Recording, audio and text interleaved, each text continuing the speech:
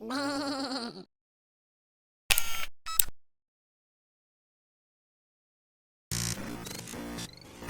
Gunge Game, a board game from 1989 featuring a gang of household nasties. Meet Scum and Crud. Yuck. And Sticky Icky. And as the game explains, the only way to get this gang to play is to wash them down the drain.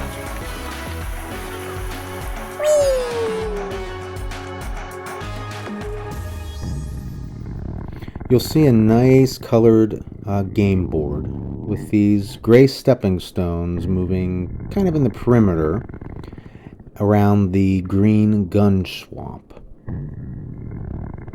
And each character color is going to have their own safety puddle, I'm going to call it. That's where your characters are safe. Those characters, they're not safe out here on the stepping stones, but they are safe back here in the puddle. So players are going to move and hop and jump around the board with their characters, trying to eliminate the other characters.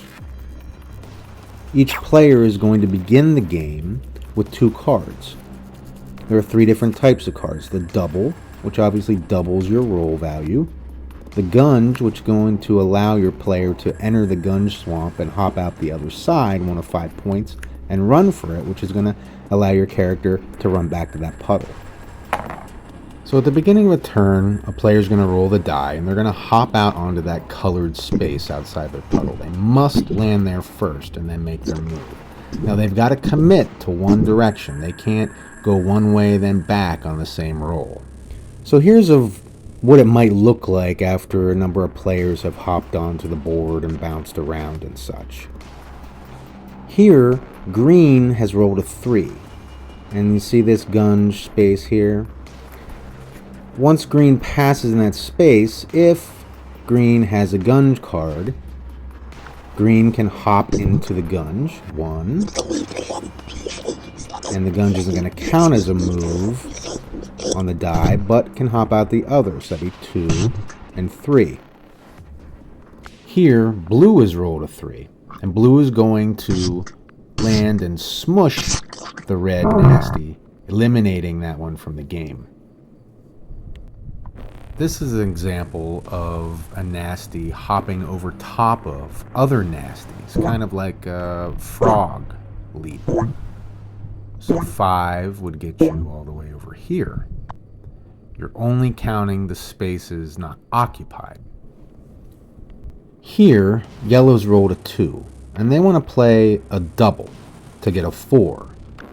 So they're going to move 4 and eliminate the green nasty from the game. So once a character has been eliminated, you remove it off the board and cannot come back onto the board. That's it for that guy. He's out. On this turn, blue is going to play a run for it card.